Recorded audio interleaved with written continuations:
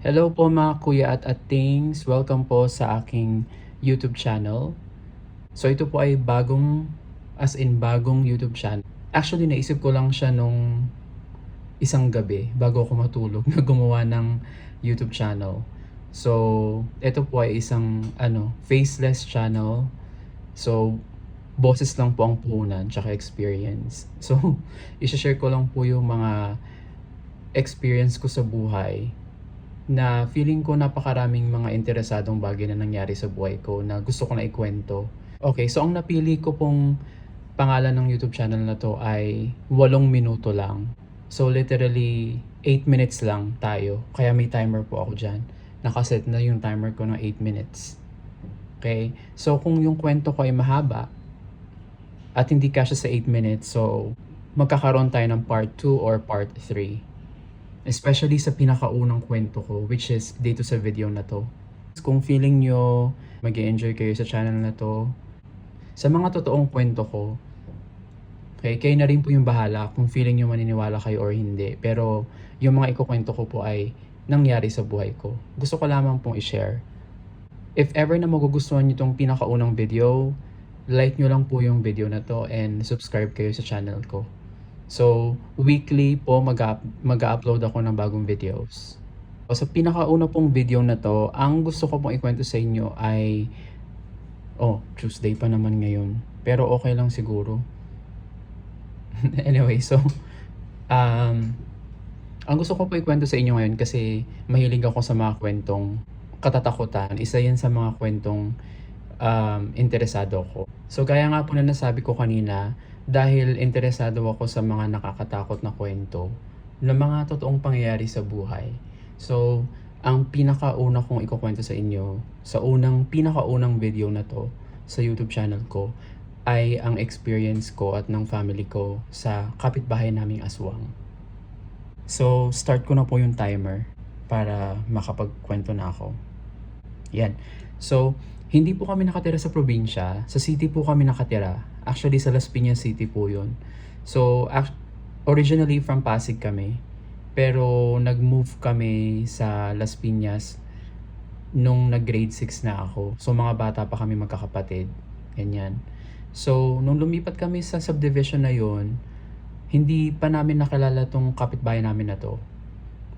Siguro after a year or siguro more than a year namin sila naging kakalala tsaka naging close kasi itong family na to, actually yung una namin nakilala sa family na yon ay dalawang magkapatid pa lang sila na nasa Maynila.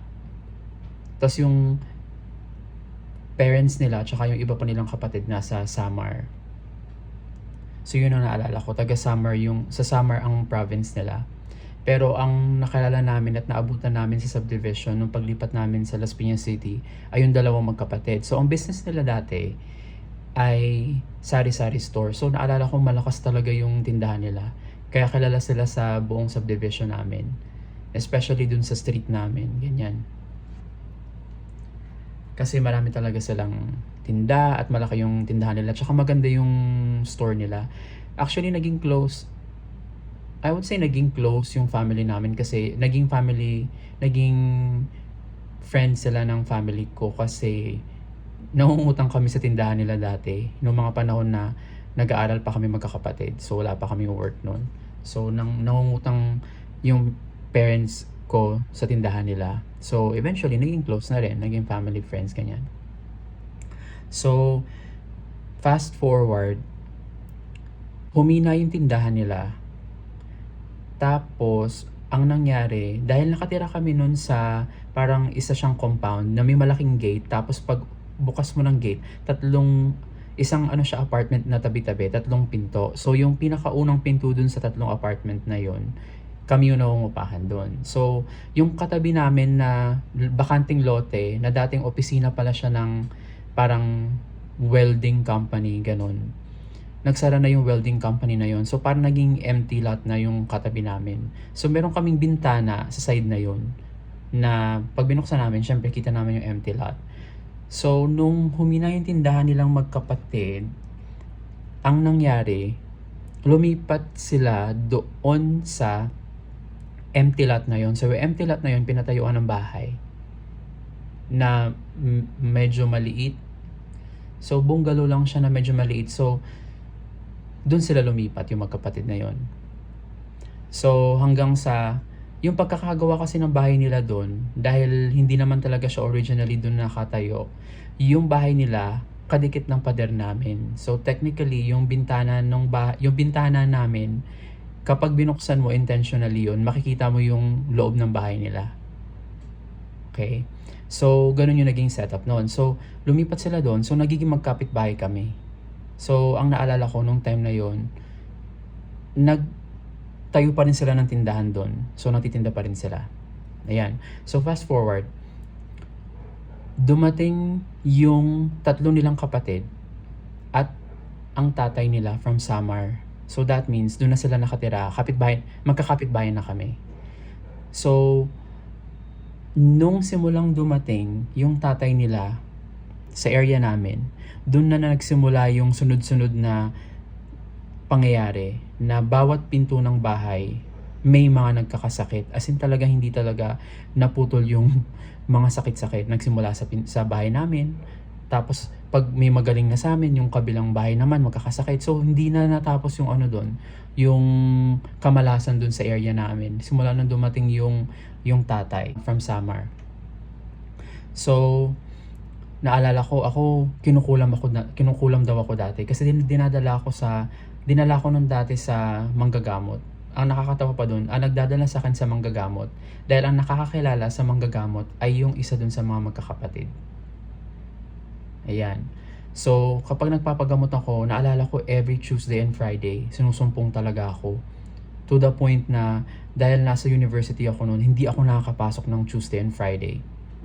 Dahil hindi ako nakakahinga, nahirapan talaga ako makahinga.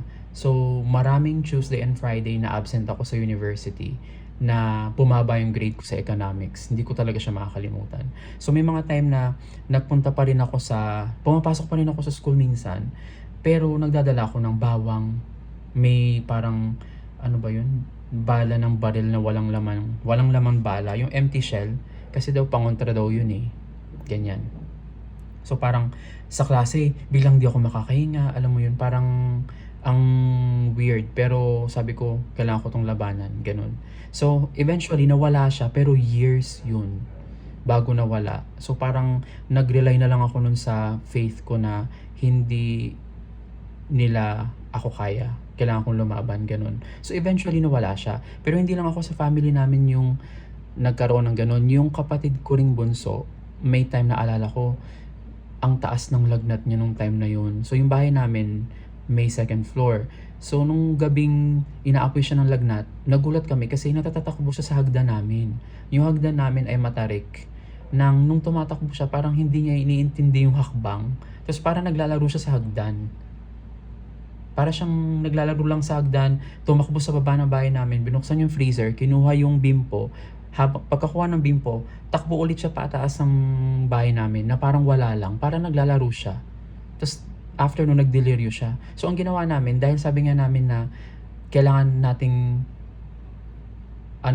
nagalit tayo para matakot sila. So naalala ko, sumigaw ako noon, hawak-hawak ko yung sinturon, tapos parang tinatabi ko kung ano man yung demonyong meron doon. So yun yung sa family ko. Doon sa mga kapitbahay namin na iba, meron kami dong kapitbahay na bagong panganak. So may time na umiiyak yung sanggol, tapos may naririnig na kaluskos yung tatay. Sumalangit nawa kasi yung tatay namatay na rin. Yung family friend namin. Itong tatay nung baby na ikukwento ko. So bagong panganak yung nanay, so yung baby umiiyak sa gabi, tapos may naririnig yung tatay na kaluskos. So lumalabas talaga yung tatay sa bahay, may dalang itak. Kasi kalat na talaga dun sa compound namin na talagang aswang talaga yung kapitbahay namin na yun.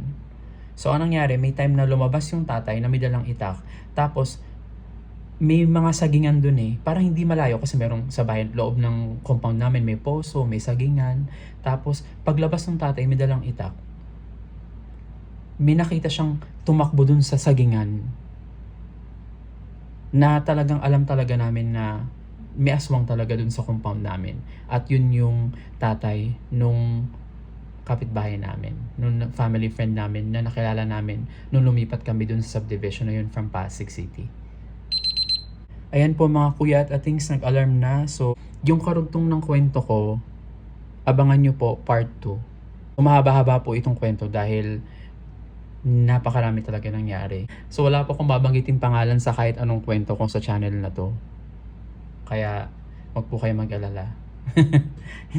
hindi po tayo matitrace.